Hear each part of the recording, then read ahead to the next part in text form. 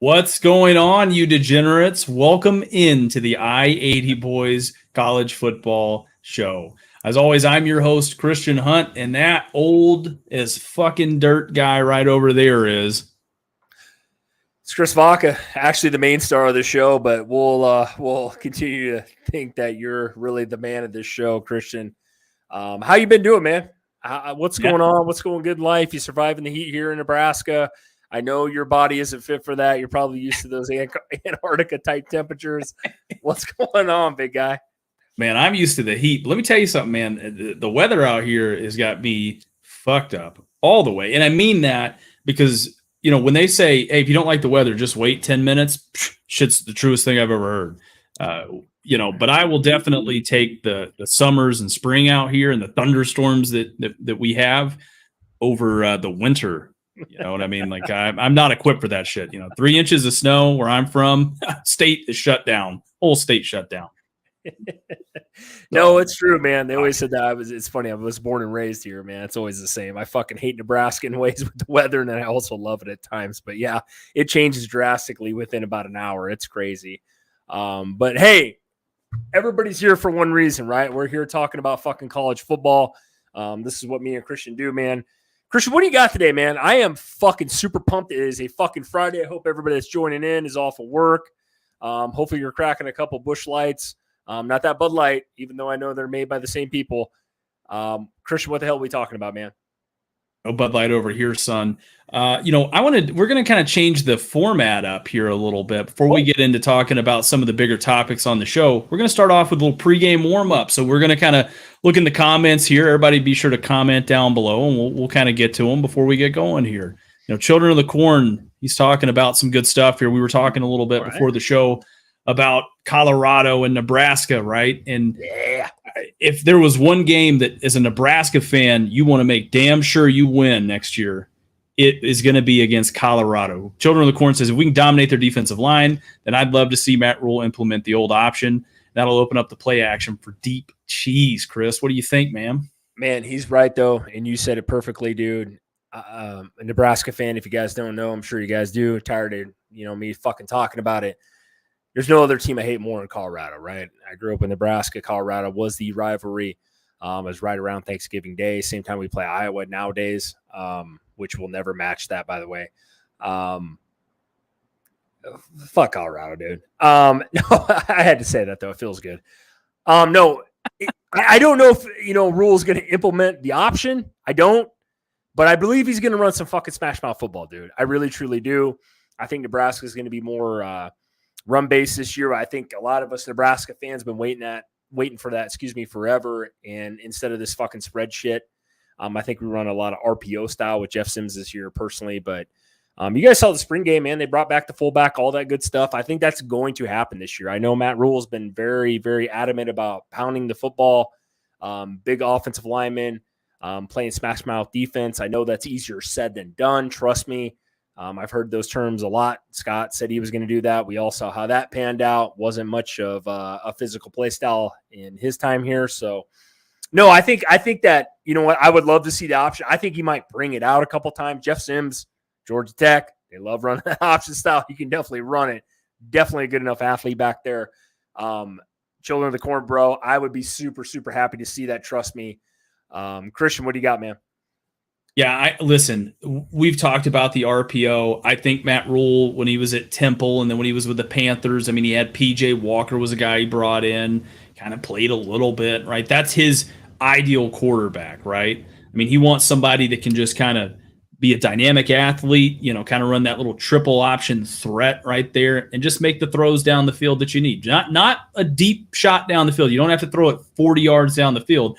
I just need you to be able to throw it 5-10 yards, and be able to make those reads. Exactly. So if you can do that, that's going to go a long way, I think, for setting some good things up there. I think, and we talked about it. I mean, I liked, watching Jeff Sims in the spring game. I mean, he looked very comfortable back there. He made some fantastic throws. And then Heinrich Harburg, if I'm not mistaken, he did a great job, so you've got some options there. The one thing is, man, the offensive line's got to hold up because I think they've only got 3 quarterbacks right now under scholarship, from what I've seen. So they're going to have to make sure that they keep them protected. And, you just know if they don't, you do have a good option there in Harburg. So. No, 100%, Christian. You touched on it real quickly there. Like I said, I think that Nebraska is going to be fine offensively this year. I truly do. I think a lot of it comes up front, right? Obviously, I talk about the offensive line. It's more on the defensive side of the ball that really kind of has me questioning whether or not we become that team that can maybe, God, I hate to throw this out here, 9, 10, 11 wins this year versus a team that maybe wins 6 or 7. Like it's more established up front, right? I'm not a big component of spring games. I think they do show you a little bit of what you want to run and what you can run and what you're trying to establish versus what reality is, right? Different time, situations, different team. We played Minnesota off the rip, Christian. I know we're talking about the Huskers here real quick, but not an easy team. They play a lot of smash mouth football. I know Minnesota isn't the predominant team in the Big 10, but it's going to be tough for us playing them off the rip, right? If we're playing them week 6, week 7, I think that's a different thing. I'm very big on, start of the season, end of the season. Teams change a lot, good or bad. So I'll leave it at that, man. I you know what, children of the corn, I hope you're right, man. I hope the Colorado game week 2, I think Colorado's losing to TCU. I think we beat Minnesota. I truly do. I think it's a close game. I think there's going to be a lot of hype there. There's going to be a lot of Nebraska-Colorado fans kind of probably trying to establish that old school rivalry. I think it's going to be pretty chippy in that game too, by the way. Yeah, absolutely. I mean, Chris, I've got to ask you, man. I mean, what the fuck, dude? You're not like the Florida guy we had on here last week. You're not saying they're going to win a national championship. And dude, that guy, I hope he joins the cast again. I don't go after people online, but it's like, come on, man. It may be like me saying, hey, Jeff Sims is winning the Heisman and the Huskers are winning the national title. Come on, man. I'm a realist, Christian. You know me. You know me for a long time, bro. I mean, I don't see you there. I mean, I give you a lot of shit with all that Georgia crap in the background, but you know what's funny? I can't really fucking say anything. You guys won 2 in a row, and that's impressive. It's hard to do. There's only a handful of teams that have done in college football. You guys got a really good shot this year of fucking three-peating. Actually, more than probably most teams have been in that opportunity or that chance to do so. You guys got a chance. I don't see you bringing it up much, man. So I have respect. I understand there's a lot of teams out there. There's a lot of people out there that are, probably anti-Georgia now that they've won 2 in a row. You're a Southern kid, man. I'm sure there's a lot of those Alabama, LSU people out there, Florida people out there, Florida State people out there down south saying, hey, no fucking way, man. But I'll kick it back over to you, Christian. What do you guys say about Georgia? Just give me your thoughts here, man, because I keep doing this to you every week because I want you to say something concrete, but you won't do it with Georgia, and I love it. I've said it, man. I've made my thoughts known on this. Listen, I am just glad that we won the 2. We've won back-to-back. Statistically speaking, I think it's pretty impossible. It's not impossible, but it's going to be very, very difficult for Georgia to three-peat, I think. I think that, honestly, I think they could have 2 or 3 losses. And I know people are going to say, well, their season is, their schedule is really, really easy. Yeah, but they're replacing, a quarterback who was, a fucking 28-year-old man-child back there who didn't even get his degree. So I guess all he majored in was football. And I love Stetson Bennett, but man, that's tough. I just am, it's kind of, to me, I feel like the Georgia rivalries with everybody else there, it kind of went from like the friendly kid brother that, is real small that tries to kind of push you around and you just like, get out of here. And you just knock him down with one arm to like, he grew over the summer, man. And he's a shredded man beast and he's pushing you around now with one arm. And so people are kind of pissed off about it for sure. No, I understand, man. No, and that's what I love to hear though, man. Like I said, you're pretty humble about your Bulldogs. I will give you that. I know a lot of people want to hate on you on YouTube about your mentality and all the Georgia shit, but no, I give you a lot of respect, man. You don't bring it up often. I usually bring it up just get you a little riled up and see where you're at, Christian, because somebody's got to give you some shit, man. You're much bigger than I am, so I gotta give you some crap. Well, you're much faster, apparently, so I mean, you can outrun me, I guess. Apparently, he says. Yeah, apparently there. Well, Chris, you ready to get into it here? Let's not dilly on this here, man. Let's go. All right.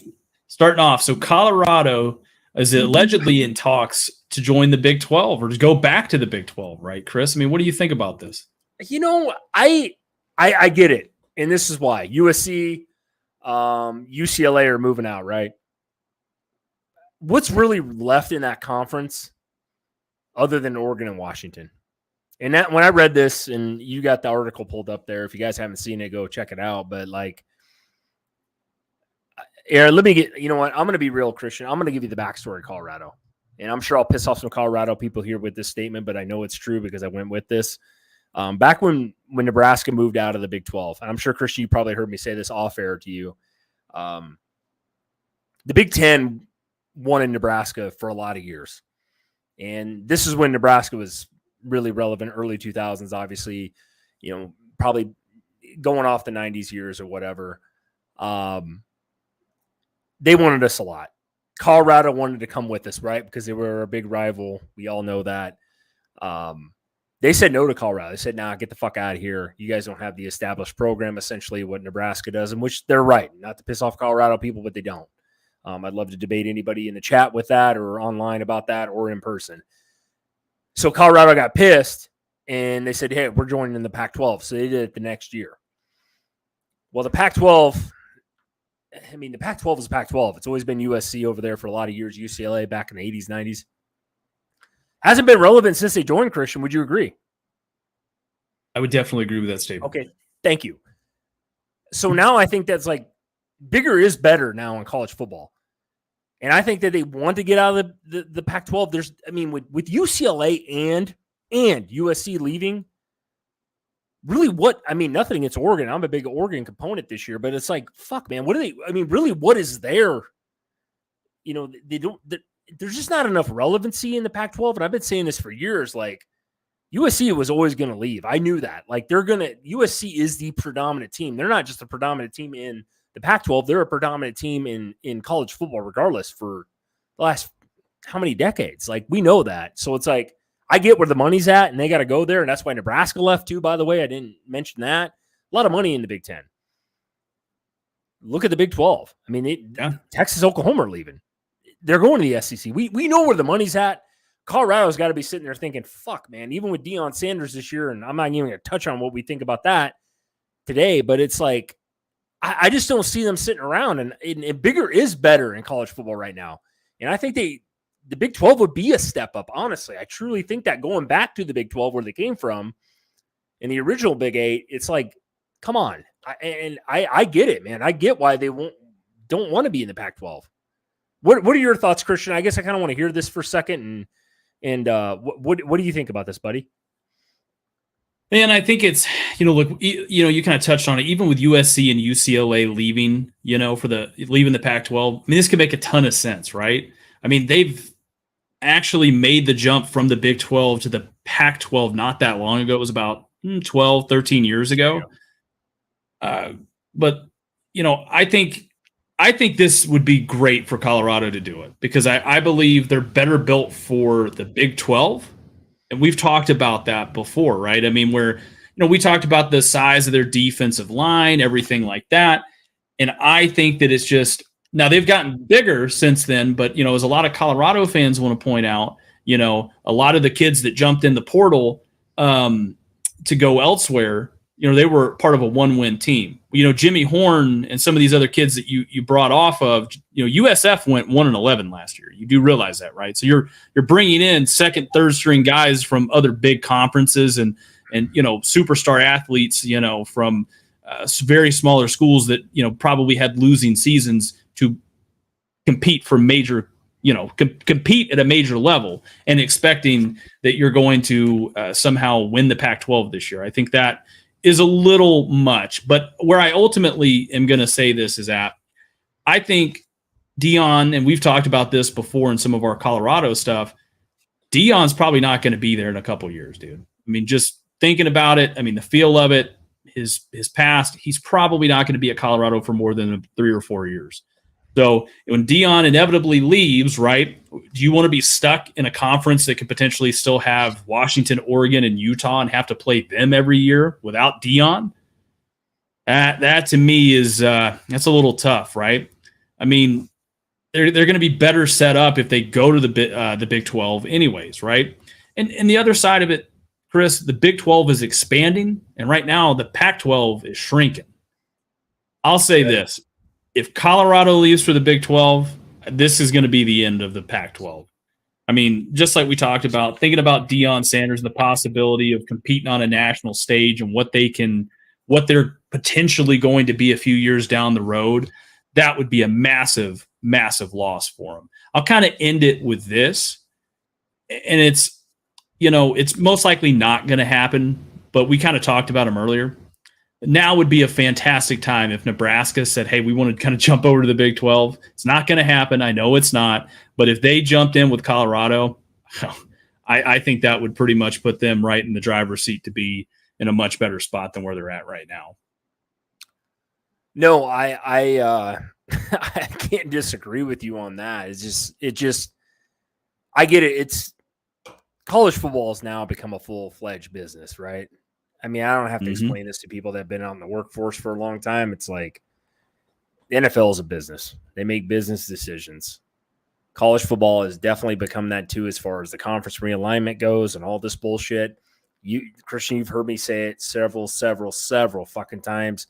College football and ultimately wants to end up with an East and a West. You know what I mean? That's all. I think it's like two big fucking divisions ultimately for the power teams. And I think that's what they want. I think that's actually what they're going to get. And I don't see that really fucking changing, dude. And I think this is just a small step with them being in, really, really big talks with the Big 12 is try to kind of get themselves aligned for what's going to happen in the future. If you're a business team or a businessman or a business fucking company or anything, you're always looking ahead. I work for General Electric. They're a monster company.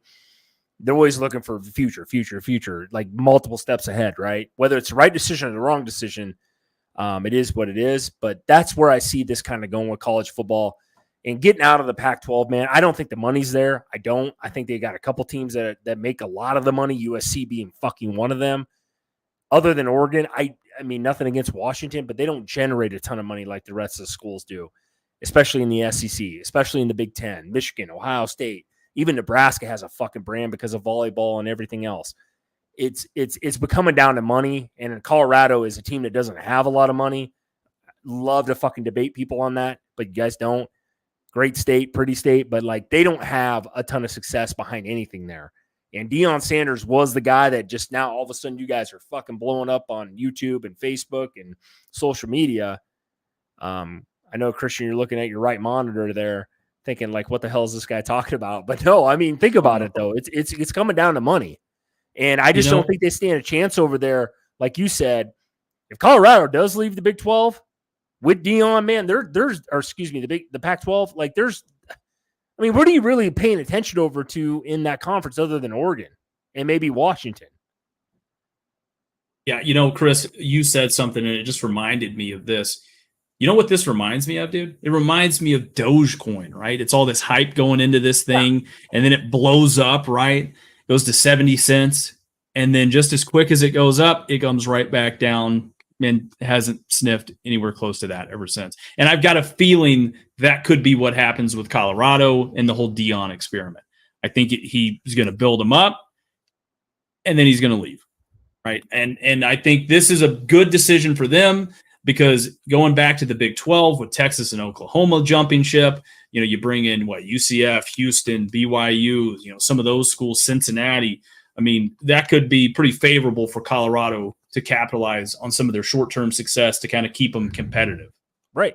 But none of those teams are really marquee level, like, you know what I mean? Nothing against those teams. I'm not hating on them. Let's just talk about this as an outlier. Like, fuck, look here. I mean, this isn't like nothing different. BYU's out west. I mean, some of these schools like BYU, I mean, is a team that like, well, that doesn't really scare me if I'm in the Big 12. You know what I mean? Like, oh, okay. Central Florida. Yeah, they got a lot of relevancy down in their conference, but come over here. It's a little bit different ball game, right? Power 5 is a whole different fucking game, man. It is, and it always will be. And that's where like I said at the earlier, is like they want to get in this East versus West thing, dude.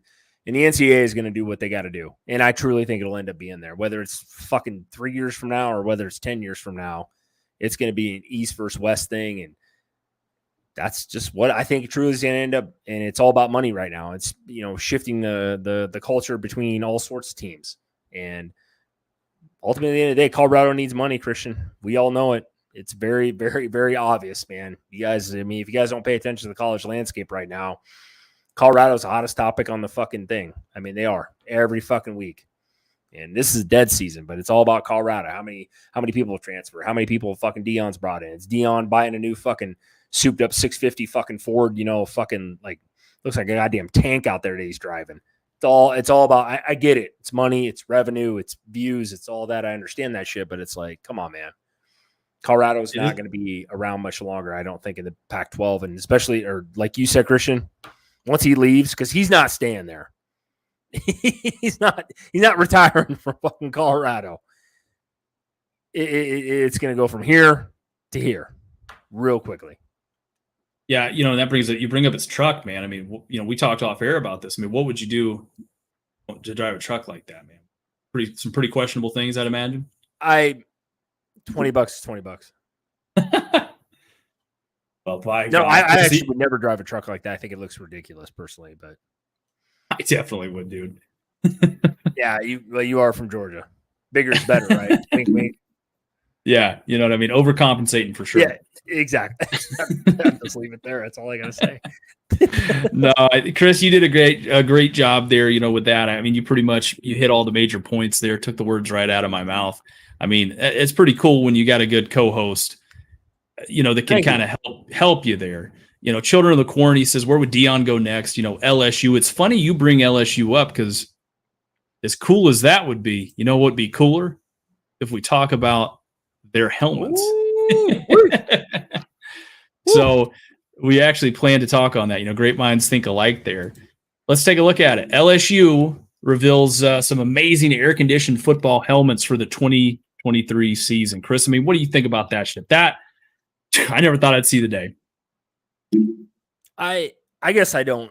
I heard a few days ago through the grapevine that this was actually a thing, and I didn't realize it was actually a real thing. To be honest, when I first heard it, I said, "What are we, a bunch of pussies out here?" Like, I'm sorry, man. I get it. It's got to be nice. I didn't grow up down south, but I grew up in Nebraska, where it's if it's 90, it's 100% humidity here, and it feels like 110. I don't know, really, like, does that really make you play better football though? Just because your head's a little cooler? I don't know, man. I grew up in the old school days, Christian. I'm 10 years older than you are. I know you hate to admit. I know you still feel like, you think you feel like you're 22 yet, running that, sub 540 and all those days. But I guess this to me is just like, that's cool. It's a cool fucking idea. And technology is obviously crazy advanced nowadays since I played. But like, I just don't, I don't know really what to say about this. Is like, is it going to make him play football better? Man, I think it might just be the advantage they need, right, to win the SEC, like I predicted this year. I think that's the thing they're missing. Your thesis off of is that LSU wins the SEC this year because of the cool helmets. Fuck yeah! This, by the way, is not the helmet. I think this is just like an old ass, helmet there for somebody that was accused of sexual harassment. So the actual helmets look just like regular helmets. I guess they got fans in them. It's a company called Tiger Airs, right? It's putting AC in the helmets there. Look, dude, I am super fucking jealous that we didn't have this back in the day. Chris, I know this has got to be cool for you to see. I mean, how far technology's come since your days. I mean, what, you guys were still running around wearing fucking leather helmets, I bet, right? Yeah, pretty much. So, yeah, I mean, but seriously though, I don't know. You start kind of getting. It reminds me of was a Coastal Carolina coach from a few like 10 years ago or whatever it was, when he's like, all these players want to have on the armbands and they want to have all this on, right? And it's like, we want dogs, we don't want a bunch of cats. Like, ironically, they are the Tigers, so they're cats. But I think this is kind of one of those things where, fuck, if LSU comes out next year and ends up dominating everybody, and they end up winning the SEC, you best believe every motherfucking team in college football is going to start putting AC in their fucking helmets. I just can't. I'll be honest with you. My true opinion of this is so like to me, it feels like you guys are a bunch of pussies. Like the guys like are bitching too much about how hot it is, and like I need a fucking AC unit in my fucking helmet. Now, is it cool? Yeah, it's fucking cool. Like no pun intended, but like that ain't gonna change, man. Football's been played for 100 years before this. Like, it doesn't change shit, man. Like I mean, it's a neat concept. That's great. I know they're always improving player safety and all that shit, but like, man, I can't get too on board with if LSU wins the SEC, then we need to talk about this again, because I know you're gonna actually bring one on air and you know, God knows what else you'll fucking do over there. Dude, I literally, if they win the SEC championship, I will buy one of these helmets. I mean, it's probably going to cost like $800 or some stupid shit like that. But for like $4,000, but probably shit. But I'll do it just for, I don't know, fucking around the office. You know what I mean? If I want to get cool, you know, just fucking put the helmet on. Yeah, you look like a big fucking dildo walking around. But either way, perfect. Oh shit. Well, Chris, this brings us to a good point here. You know, we're gonna talk a little bit. We're gonna stay with the Tigers right here. We're gonna talk a little bit about Auburn, man. Chris, what do you think about Auburn? You know, what they're gonna be doing this year? I'm just not very high on these guys, dude. This year, I'm just not. I think they'll be competitive. I think that they're a team, man. Like, to me, it's like, I don't know how to put it, Christian. I want to hear your thoughts actually here, because like Auburn, just to me, like, I know they're going to play Bama tough, right? I mean, they always fucking do. It doesn't matter to the record, but like, they don't have Cam Newton. Bo Nix is gone. He's been to Oregon for a few years now. Like, I just don't know like where they're really headed. And Auburn, for the most of my lifetime, has always been like a top 20 team. And it's almost like I just don't feel like, who's their coach right now? Sorry, I hate to break that up. Or Hugh Freeze. Yes, and he's a good coach, but it just feels like Auburn, like the last couple of years, has just been very, I don't know, kind of under the radar. Don't seem like they have a lot of national relevancy most of the time. I just feel like they're on unstable ground right now. I guess that's the words I will use. I'm not giving a prediction right now. I'm sure we'll go through that, but like, I just don't. I don't know. Something about Auburn, dude, just very, very mediocre, Christian. I don't know if that pisses you off. I like to hear your thoughts. I know you're a stat whore, but I just don't really feel like in the SEC and in these times, what they're really kind of trying to do with the newer coach and just trying to establish something. I don't really know what the fuck Auburn really is. I'll leave it at that, man. Listen, Chris, I think you're exactly right. I don't think anybody fucking knows what Auburn's going to be this year. I mean, they're kind of like a little bit like Colorado, if you will, right? They're bringing in a shit ton of fucking transfers. Right. Hugh Freeze, you know, for anybody that doesn't know, which I'm assuming, you know, most of you guys do, but we'll just play a little game here. You know, he was a former Ole Miss coach who had 27 wins vacated after a shit ton of recruiting violations that kind of went down. Yeah, right? That's right. But he still had the Ole Miss Rebels competing for the SEC in the middle of Saban's dynasty, man. So whoa. Was he the guy that had I'm going to feel like a fucking idiot here because I should know more. Was he the dude a couple years ago when Ole Miss won like 4 games, came there, and then ended up having like the top like 3 recruiting class with like, that was the DK Metcalf, AJ Brown, a couple of those, God, who's a fucking stud on defense they recruited. They had like 5-star guys one year just all show up at the same time. Was it? I think that was him, wasn't it? I believe so, if I'm not. Okay, that was like a national headline. Like, how is all of a sudden this team that won 5 or 6 games a year before was not relevant at all? Sorry to interrupt you here, but this now that rings a bell. And it was like, we all know what DK Metcalf and fucking AJ Brown are in the NFL, and there was a couple of defensive fucking studs on that team. There was a gentleman called Robert Ndici, I think, who was the number 1 defensive player. He was in my class. He played, football. I'm trying to think where he played for. He played high school football in Georgia, in the state of Georgia. We played him like in our last game as we got eradicated from the playoffs. But he was he was pretty good. He was like all consensus like number 1 defensive player in the country, and they ended up landing him. I just know that team when it happened. It was multiple years ago or whatever. But I just remember hearing and paying attention to that. I can't remember who the heck. It's terrible. I don't remember the head coach. That was probably the reason why they were doing what they were doing.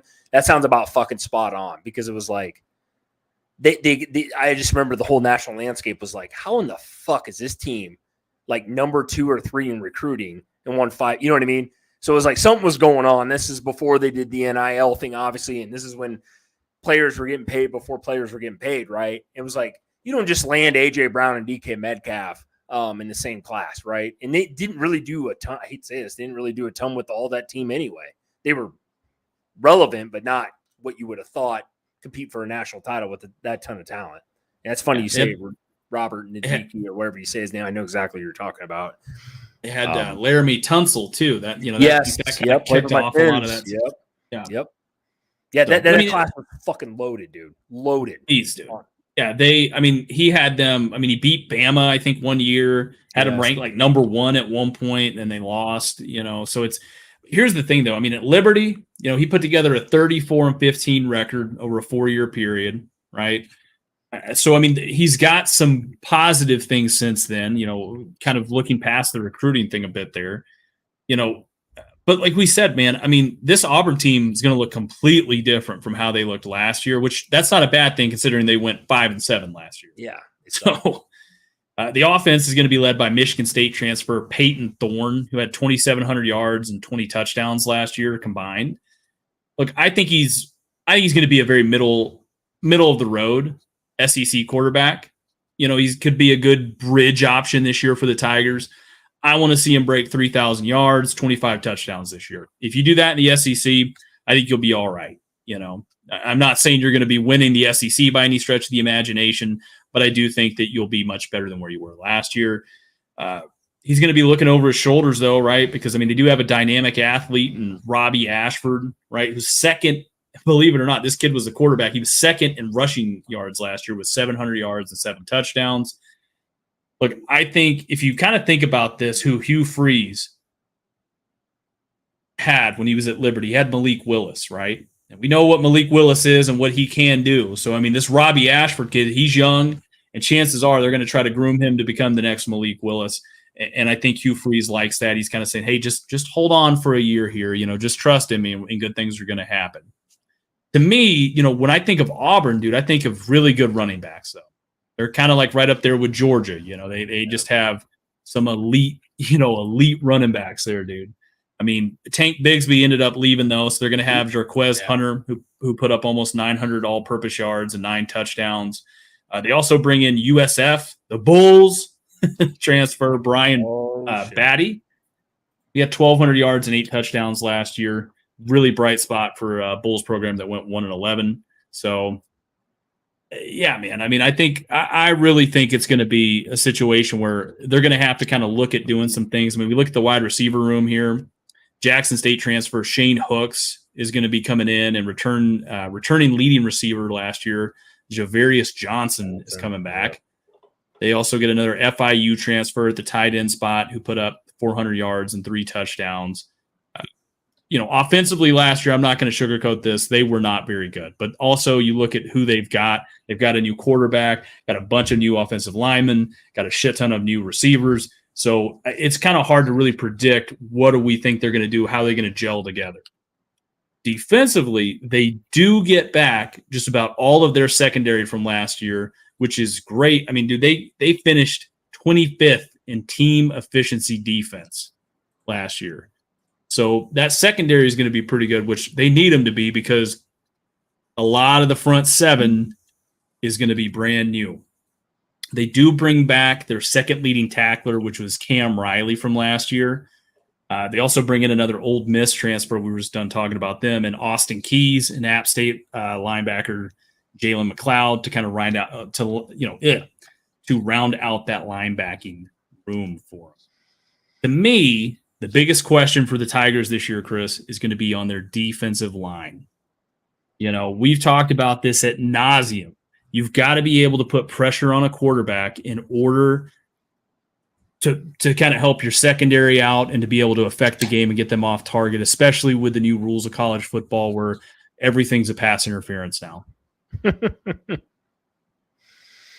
Yeah, you said it best. I mean, I think this is where me and you get along so well, Christian, is like we're so big about the front 5 versus the fucking defensive front, right? We talk about this shit all the fucking time on air, off air, where teams I mean, all you got to do is look at the top 10 teams, why they're there, how they got there.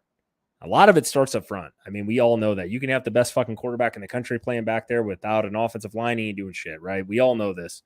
You can have great people out at corner. If you don't have a fucking front seven that ain't putting pressure on the ball, Christian, giving those guys all day to fucking throw the ball. I don't care how fucking good you are. That's the big thing. Auburn this year, yeah, they're returning a shit ton of people, or excuse me, not returning a shit ton of people. They brought in a ton of people in. I guess I'm a big component. Also, I'll add this in on our resume as far as like what we think of teams. It's going to take some time to gel. Nobody just becomes good overnight. This is why I'm not that high on Nebraska this year. I'll talk about them for just a split second here because they're a perfect example. Matt Rule, new coach, new quarterback, Jeff Sims. Basically they're revamping their whole fucking defensive line this year and the back half. So like, I'm not saying 10, 11 wins for Nebraska. And this is what I say about Auburn. Man, were they like 2-6 in conference last year, if I'm not mistaken? I mean, that sucks. I mean, that's pretty fucking pitiful. I know it's the SEC. That's not good for Auburn. I know Auburn fans are like, yeah, that was fucking pathetic. I'm sure Auburn isn't happy about that. Excuse me. So I guess I'm kind of in the same mindset, Christian, is that like, it's going to take some time here. I don't expect a ton out of Auburn this year.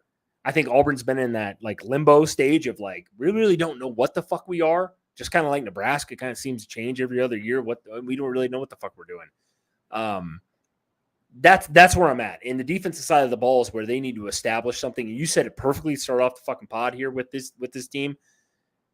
Running backs, Cadillac Williams, Kerryon Johnson. They haven't had a guy like that in a while. Bigsby's gone. He left, transferred. What are you guys going to do? Because they've always been kind of a smash mouth team, right? Cam Newton. You bring up guys like him. I mean, like I really don't know. I don't even think they know. Maybe they do now, but like previous, 3-4 years, I don't think they really know what the hell they are. No, I mean, they've always kind of had, especially over the last few years with some of the different coaches they've had, they've always had like athletic quarterbacks. This right. Michigan State transfer, this is not an athletic quarterback though. No, I would not. That's what I was going to say. He's not an athletic quarterback. I mean, this kid is like a drop back, throw the ball on you. If you got to scramble, he's probably going to get sacked. I think he had like negative rushing yards last year. Yeah, no, he's kind of, I hate to say this, I'm not going to, this is so fucking bad, but like he's like Tom Brady in a way. He's a statue. Yeah. He doesn't move. Yeah. Like he doesn't move. I'm like, I watched him play a ton of Michigan State, dude, and I was always like, man, when I heard he was transferring, I'm like, well, why? Like Michigan State kind of built their team around him, right? They run the football first. So I'm assuming Auburn is going to do that because you're not going to, and this is the SEC too, mind you. This is probably a tougher conference than the Big Ten. Well, exactly. So you've got a very middle of the pack Big Ten quarterback coming to the SEC. To probably be, one of, if he finishes inside of like the top half of quarterbacks, I'd be surprised. I mean, I would just say, I would be surprised. Honestly, dude, it's one of those things where why not just stay at Michigan State and keep doing your thing? I'm not trying to knock the kid. Obviously, you wanted to kind of go on to bigger pastures there, but still, Michigan State's no slouch either. They always have some surprise seasons every now and again. Right. I think the reality of it though, Chris, is look, dude, we've touched on it a lot. With a lot of transfers and a new coach, I think they're going to be better. But the hardest. To me, you come into the hardest conference in all of college football, and I just think that all of this kind of says they're a few years away from really competing for the SEC again. I really think that. No, I don't have anything more to add to Auburn. I know we want to talk probably more about them, but I really don't have much more than like what we've just basically said. I think it comes down to the front line. Do they really they really don't have a dominant player? If Peyton Thorne is your big name transfer as far as QB play, I've seen so much of him, and I'm not knocking the guy, but like he ain't gonna. This team, like you said, if they finish in top half of the SEC, that's a fucking win. That's better than 2-6. I'll tell you that in conference. I'll leave it at that. Yeah. All right. Well, you ready to jump in and see what their record's going to be this year, Chris? Let's go. I'm going to let you go first here, though. I want to hear yours. You always make me go first, so I want to hear you this time. All right, let's take a look here. All right, so here's what I've got, dude. I'm just looking at it. I got them at 7-5 this year. I think they're going to have losses to Georgia, LSU, Ole Miss, Arkansas, and Vandy. Yes, I said Vandy. I know you're riding that Vandy dick wagon though. Kind of am a little bit. I think it's and I'm even predicting a surprise upset loss or a surprise upset over Bama this year from Auburn. Yeah. Okay. Let's pump the fucking brakes there. Let's grab a hold of that chode that you have over there and just calm down for a second. No, I think A&M is one I could substitute for fucking Vandy. Yeah, that stretch is tough though. A&M, Georgia, LSU, Ole Miss. Yeah. I'm gonna say about where you're at. I would maybe even go a step below that and say 6-6. I just don't know what Auburn is, dude. I really don't have much. I don't think anybody really probably has much to base it off of. UMass, Cal might be. I hate God. It's a Pac-12 team. I do, Christian. I'm going to say 6-6. I really am, and hopefully I don't. We already got enough fan bases hating on us. Mr. Florida seems like you definitely don't like us. That's okay though. I'm going to roll with 6-6, 7-5, right in there, dude. I really don't. I just don't see. Auburn just doesn't. Like a team that it just doesn't scare me. They don't have a lot of pieces where I'd be like, see them on the schedule and be like, hey, we can't beat them. For majority of the fucking NCAA football teams. I hate to say that, just being honest. Hey, I get it. Look, we've talked about it in the past, and it's one of those things where, to me, I just think you look at Bama, they don't have a quarterback, dude. I mean, they've got three. They've got a running back. Yeah, I agree. Yeah, they've got a running back in Milton. They've got another kid that's really young. They both struggled with accuracy. The receivers are dropping the frickin' ball. Auburn always plays Bama really, really tough. I mean, it's like that. It's kind of like the Ohio State Michigan game or one of those kind of games where it's like it can always be a toss up, just depending. And I know Ohio State's kind of dominated Michigan in the past, but every year you still don't know what happens, and chances are it's going to be a close game going into the second half. So I just think depending on what happens, because it's going to be very late in the year, obviously, last game of the year when they play. I think they could pull an upset. I mean, to me, Hugh Freeze is kind of that guy. I mean, he's kind of Saban's kryptonite, if you will. And I just don't think Bama's going to be as good as what people think. As far as the Florida gentleman that's saying that all we do is hate, pass the haterade, son, because I'm ready. I'm thirsty and I want some more of that haterade. I love it. I'm not sure what that comment's supposed to mean. That's fine. That's not hating on Auburn this year. I don't want to go down. I could do this voice all day. I don't really know what. I mean, I just don't. I think a lot. I mean, if you talk to general people that follow college football, I don't think anybody's putting Auburn in the top 50. I just don't see where. I mean, in somebody in the chat live stream, fucking on YouTube later on can tell me differently. I just don't see where they're relevant, dude. I hate to say that, but I mean, I just don't. I'm not scared of them. If I'm any team, I don't think they just don't have a ton of weapons, both sides of the ball. Kind of an average team. I think, I disagree with you a little bit, Christian. I think Bama's got better players at the QB position. We'll talk about that someday about Bama and what I really think about their quarterback play. But overall, man, Auburn just to me is just, I really don't think they're relevant. And I'm going to leave it again, right with those words. Did you actually give your record prediction? What did you say that? I said 6-6. I said 6-6. right there. Yeah. Which is with the schedule there, that A&M, Georgia, LSU, Ole Miss. Are they really winning any of those games? I know your A&M is a team that we're kind of a little different on, but fuck, man. I just don't see it happening, Christian. I really don't. And I love Auburn football, by the way. One of my favorite players of all time is Bo Jackson. And I love him to death. I love those Alabama-Auburn rivalries, but Children of the Corn kind of said it here. He said 10 years. I wouldn't say 10 years. I wouldn't have to go that deep. But it really just haven't been, especially the last 4 or 5. It's just Auburn just kind of dipped down to the Nebraska level. You know what I mean? You haven't been on that national stage in a while.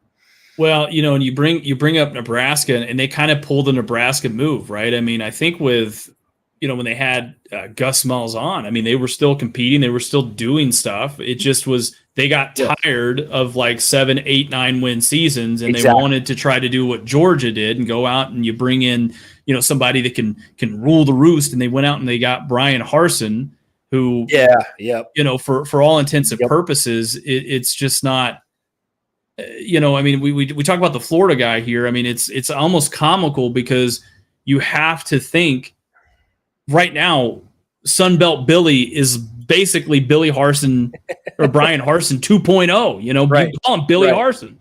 Right. I mean, shit. Because if he has and we've done it, we've broken down. They don't have an easy schedule, and there's a lot of games I think that Florida can lose this year. Not to make this all about Florida, but if he doesn't at least win 6 games, he's going to be fired this year. I don't care what you say. I don't care that he can have the best recruiting class, whatever have you. I mean, and that's the way it goes. I mean, this isn't a charity. These guys are not just doing this because they want to do it. They're getting paid tens of millions of dollars a year. And if you don't produce, then you can get the fuck out. It's that simple. I agree. I wish Mr. Florida would actually stay in the fucking chat for more than 30 seconds. But like, I would like to know what he's on, what like type of drugs do you do? And then 2, I would like to also know, like, do me and you need to make a bet about Florida this year? Because I think I could win some serious money here. Yeah, let's do it. Let's do it. I tell you what. Here we go. Fuck it. Let's do it. This is what the show's about. Yeah, we're done right here. So hold on one second. We're going to pause this for just a second. Mr. Florida, what do you realistically think they're going to do this year? In the chat, what do you think they're going to do this year? Because we'll make a bet off that. No, I think he's on there. I think he's typing. He's typing. Because I'll tell you what, I've had enough of this, like obscene. I don't try to get too wrapped up in viewers, but it's like, okay, bro, let's put this money where your mouth is, type of thing, man. I mean, I like chilling in the corner. You goddamn right. Yeah, he's gonna match what you put up. Yeah, no, I'm serious, man. I'm dead serious. I live up to my bets. I always hold up to them. Like, I just literally want to see where this guy like.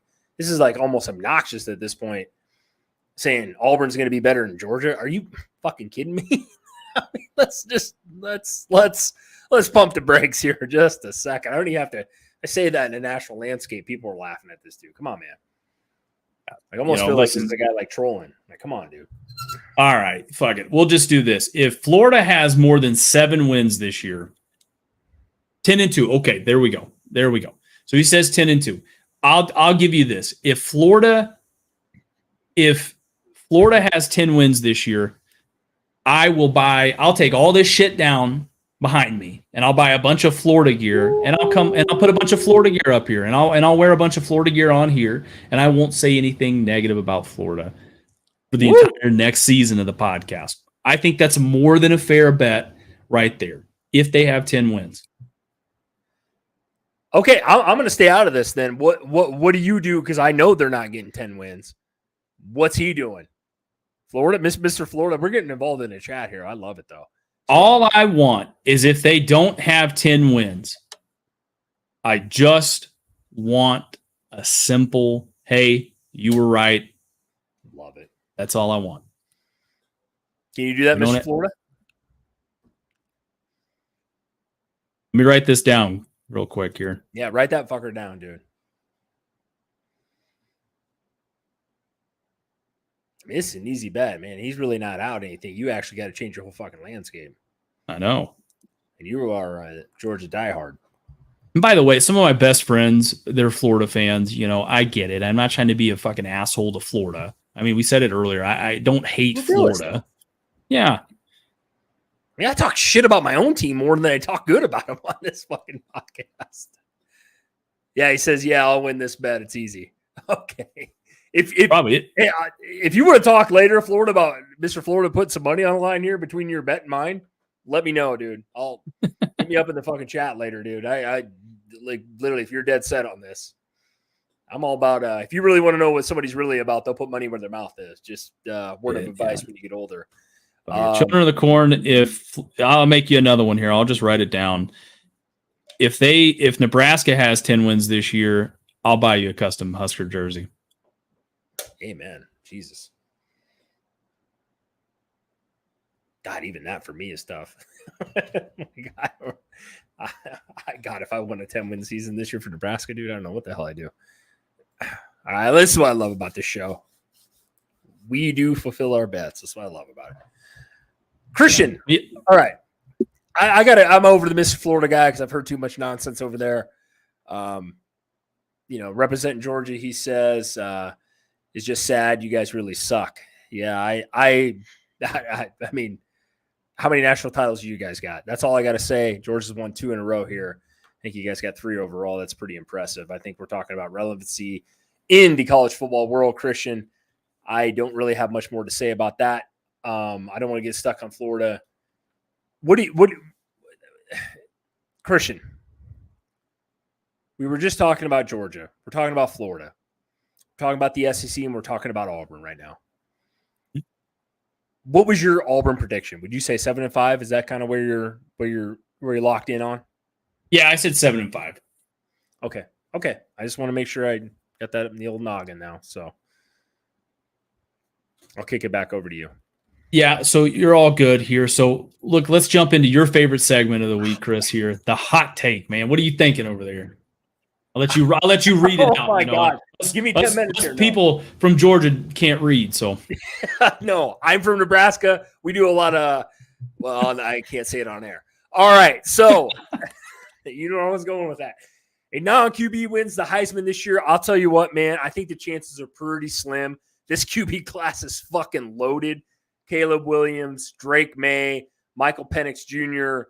I'll throw Bo Nix up in there. I think you're going to hear of some unknown. I actually think Michael Pratt from Tulane, if they have a big year, I think he's going to throw for some numbers down there. Chris, you know who the fuck I'm talking about. I know you're always sleeping on Tulane. No, I think this year's really tough. This isn't the Devontae Smith year. What he did a couple years ago was amazing with Alabama. He scored like basically 2 touchdowns every fucking game. He's a damn one of the best number 2s in the NFL as far as a wide receiver goes. Trying to win the fucking Heisman as a quarterback without being a quarterback in college football is like almost insane. I could talk about Ndamukong Suh. I think he was definitely the best player in college football the year. They gave it to Colt McCoy, which was total bullshit. That's a topic for another day. This year, no. Next year, maybe, just because the quarterback class is a little bit weaker. This year sucks, man. Caleb Williams, Drake May, I said it again. I just don't see how it's a QB award. It's always kind of has been the last how many years now. Every once in a while, you'll get a guy like, was it Mark Ingram up in there? I think Mark Ingram might have won one, actually, as a running back. I mean, it's just very, very, very, very, very, very, very rare. And I do not see it coming this year just with this quarterback class. This class is a hell of a lot better than this year's class with, Will Levis and Bryce Young and all those guys, CJ Stroud. It's not going to happen, man. It's just not. I'll leave it there. Christian, you're up for debate, buddy. Yeah, I think this is exactly, kind of like you said. I mean, it's Devontae Smith at Alabama in 2020 was the last non-quarterback to win it, right? So he was a receiver, by the way, which is like ultra, ultra rare. Yeah, I mean, so to me, 11 of the last 13, Heisman winners have been quarterbacks. I think this is an up-tempo spread kind of situation there, right, where teams want to throw the ball all over the field. It's really tough for a non-quarterback to win. But I would say if you're a non-quarterback, running back, or receiver, you need at least 2,000 yards and damn near 20 touchdowns, right, to be one of the best, and you have to – and here's the other thing, too. You have to be – one of the best teams in college football. You have to be on one of the best teams. I think that to me is a very important thing there. So I would say this, of all the people I'm looking at, there's a couple, right? There's a couple of people that I think could do this. Marvin Harrison Jr., right? Oh, yeah. All right. Maybe the number 1 overall pick next year, by the way. His daddy was pretty good, played with Peyton Manning for all those years. We all know who he is. He's a lot bigger, faster version of him, by the way. Sorry to interject there. Love my wide receivers. Marvin Harrison Jr., if you guys haven't seen him play, dude. Ooh. But yeah, I mean, after the way they lost in the semis to Georgia, and then also, the departure of JSN, man. I mean, he could be in store for a monster season. Monster season. Okay. Are you trying to say what's your odds? Here, let's throw this out here. What's your odds that somebody that isn't a quarterback, Christian, wins it? What's the odds that someone isn't a quarterback wins it? I would say probably, I would really say 70-30 probably. Okay. 70-30 is kind of what I would say. 70% a quarterback wins it, 30% a non-quarterback wins it. I think another, what about you, Chris? I mean, what do you think? 15%. 15%? Yeah, wins it. Like, that's not a non-quarterback. So, like, maybe a guy like Blake Corum, right, who I'm very high on, returning, led the nation in rushing last year. Boy, you bring up a great point. I forgot about him, but like, I don't know who's throwing the ball this year. So, like, with Marvin Harrison Jr., it's just like, I think it's more like team based. So, like, I don't think he's going to put up those Devontae Smith type numbers. And you said it perfectly. Devontae Smith had over 20 fucking touchdowns that year. He had an epic. You have to like have a, like, even as a running back right now, you have to like either win the rushing title, like almost compete for the national rushing record in the season and or overall, like Ricky Williams, or do something crazy to be able to even like sniff a Heisman, dude. It's crazy. It's like, in this fucking quarterback class next year, and I try to get all like, I'm not trying to simp for this quarterback class, which is what I sound like, because I don't like Caleb Williams, but it's just like, there's just so many of them that are going to put up huge numbers, right? We think that Michael Penix is going to put up big numbers, right? Pac-12 don't play a lot of defense. You got Bo Nix over there. You got Caleb Williams, Drake May. We know how Mac Brown likes to fucking sling the ball around, Christian. I just think they're going to put up such godly numbers that, like, it's going to take a amazing feat for somebody at wide receiver and or running back to even be in that top 3 discussion. We haven't even talked about Jordan Travis. We haven't talked about your boy Jalen Daniels at LSU, right? We haven't even talked about fucking Georgia. I mean, you guys, you had a, if I'm not mistaken, you were pretty high on Stetson Bennett last year, right? Of course I was, dude. You know I was. I know. I got to bring him up. I know how much you love him. But there's just the quarterback position this year is just crazy, dude. Like, it to me is just nuts. And I just don't see how, if this was maybe a different year, like a couple years ago, or maybe even 3 years ago, like maybe you had a shot to kind of crack in that if you were a Devontae Smith. But man, I just don't see it happening this year, dude, overall. And I'll kick it back to you. I know it kind of abruptly went off on my tangent there, but like, this year's going to be tough. Like, if somebody does do it this year, I think there's a 10 to 15% chance that, I think a lot of quarterbacks are going to have to fail as far as statistic wise and or record. Kind of ties in both of as far as the Heisman goes. Yeah, I think you're exactly right. I mean, here's the reality of it, man. I think Will Shipley, right out of Clemson, he's got a good chance at it too. I mean, they're going to have to lean on him while getting Cade Klubnik broke in, out there, super talented quarterback, but still has a chance. Quinshon Judkins, at Ole Miss, had a really good freshman year last year. And I think he's going to be even better this year. And then, another guy that we haven't really talked about on the show is Nick Singleton out of Penn State, right? I mean, he's going to have to probably carry Drew Aller while he gets up to snuff. I mean, and plus you think about the tradition of great running backs at Penn State. I mean, it's just, I think good things can happen there for him.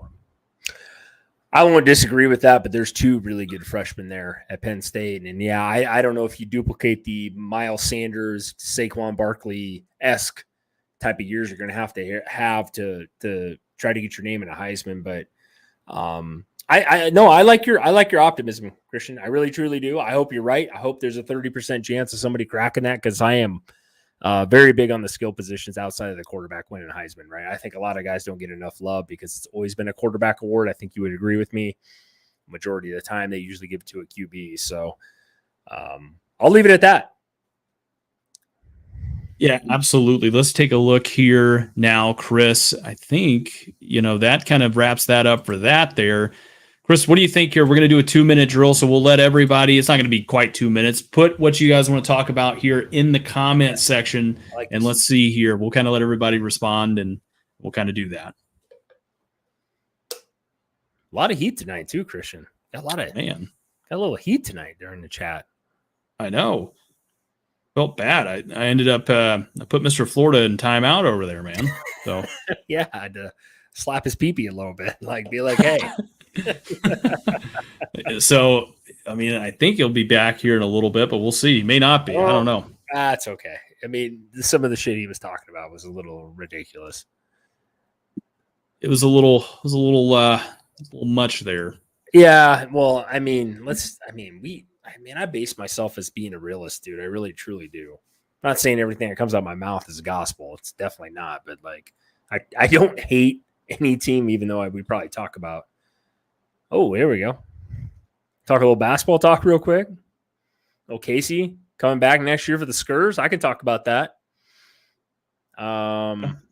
He's huge, man. He's got such a fucking fan base behind him from where he's from, dude. No, I think it's going to be huge for Nebraska basketball. I will say that.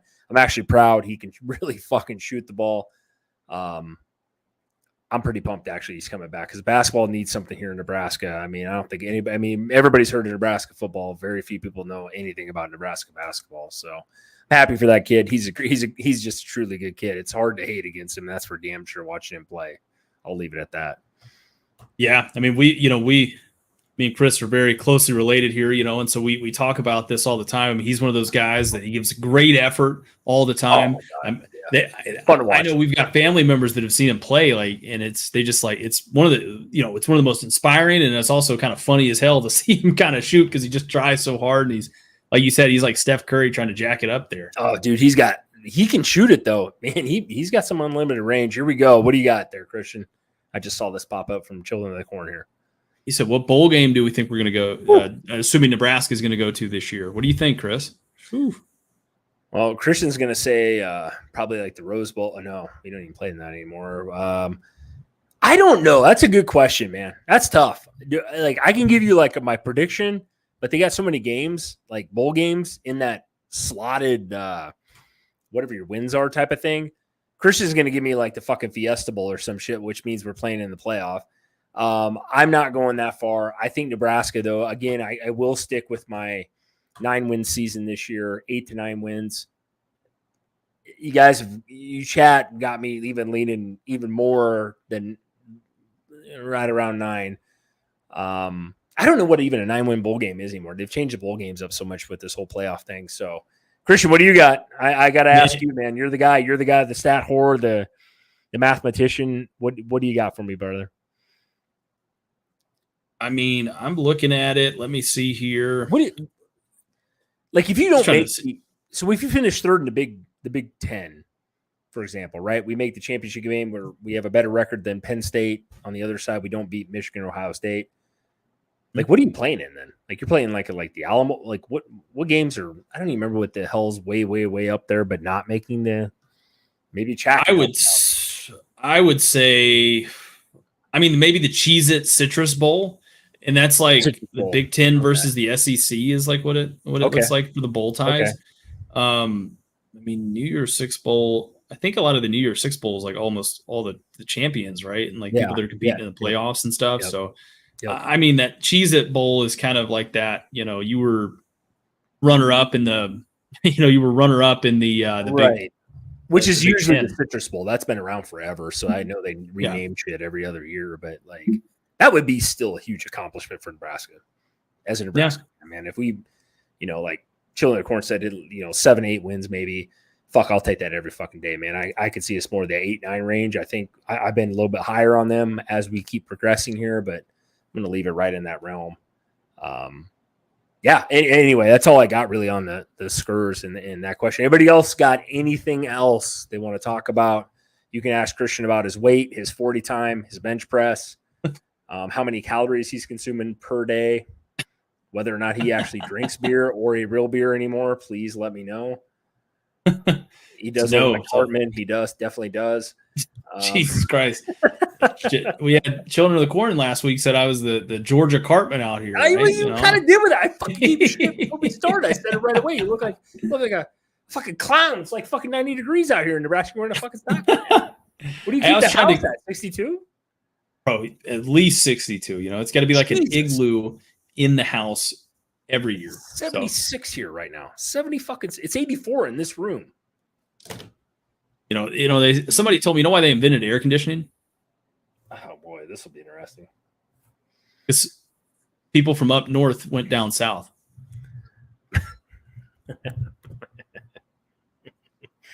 It gets warm here, brother. It gets warm here.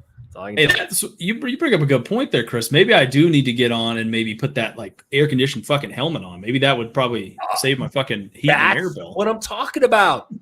It's saying this, dude. Like you need to try that fucker out, dude, and see what it does for you. Maybe it's the real deal. Maybe it's what do they call that? What do the kids call it now? The old Gluck Gluck 3000? Something like that. I would also call you. I call you SPED from now on, special ed. That's where I'd put you. But if you're gonna walk around with like maybe you got to get one of those helmets the NFL players are doing right now in preseason, like those diapers, like they look like a diaper on their helmet. Oh my god. I don't know, man. That's all I got. It looks like I don't have anything else, man. It looks like Chad is just gonna side with me tonight and say that Christian, you just can't keep up. So I don't have anything else as far as topics go. Man, I think this brings us to a good closing point of the show. Be sure to join us next Wednesday at 8:00, and we'll be back with more great college football content. Ooh, right before we get off here, Children of the Corn comes in and says, best sports movie ever. Remember the Titans. I'm gonna go Friday Night Lights. With Billy Bob Thornton in there, man. That's tough. That's a tough one. What do you guys think? What's the best sports movie ever? Of course, I'm surprised you didn't say fucking Air Bud. I'm not even for what I'm about to say. I can't even say it on air when you said that. There, Bud. No, I no. Remember the Titans, dude, and Friday Night Lights came out right when I was a senior. That was like that's a fucking amazing movie. So I can't disagree with that, dude. That's a great movie.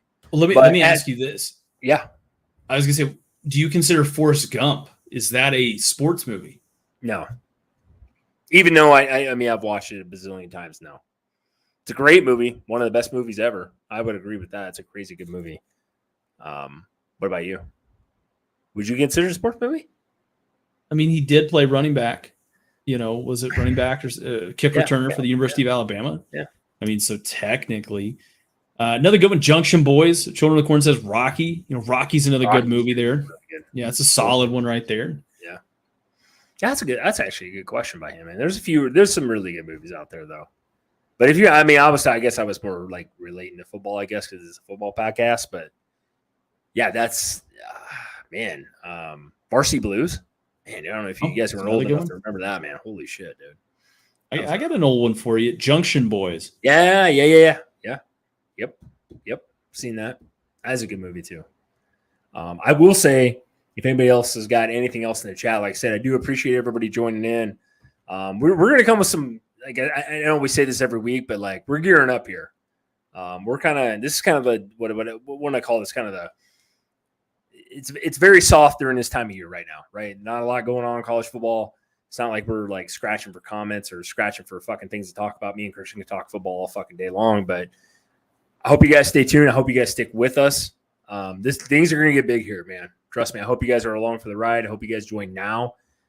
It's going to get big here. We got a lot of things in store here coming up. We're trying to have fun. We're trying to keep it real with the chat and stuff like that. So I do appreciate all the love. Guys like Children of the Corn. I appreciate it. I know some of the other viewers jumping in, Jesse Klug, some of these other guys that know us personally too as well, but I do appreciate it.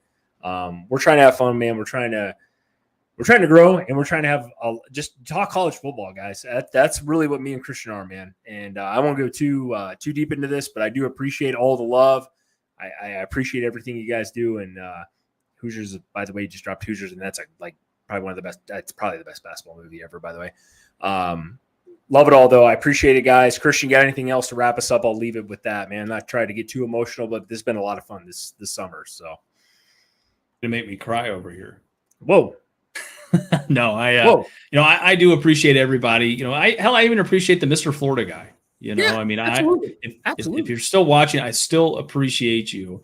Granted, I think it's very spirited debates that we have on this show. The one thing that me and Chris that we don't want to do is we don't want to be ESPN. So, we're going to obviously, if you have a very outrageous or wild take, chances are we're going to respond to it. But it's not personal. I mean, when you say we suck, I mean, I prefer the term blow, but I mean, that's just because I like to speak in languages that Chris is familiar with. So. I'll leave it there. I'll leave it there. But no, like Christian said, though, and not to get emotional about it, but I do appreciate it. I love that everybody has an opinion. I'm very big on, you guys have heard me say this throughout the podcast over the last few months, is like, I want people to have different takes. That's what makes the world go around, right, Christian? We all don't want to be the same. We all don't want to be Georgia fans. I don't expect everybody to be a fucking Nebraska fan and go through the trials and tribulations of the last couple of years with us. I want to hear everybody's thoughts. Even Mr. Florida man, you might hate me. I might give you a lot of shit. That's okay. I'm fine with that. We've had a lot of haters on just our YouTube videos that Christian has battled back and forth with. It's all love, right? Christian, that's what we end it with, right? It's all love at the end of the day. All love. All right. Well, we'll catch you guys next Wednesday then. Thanks, guys.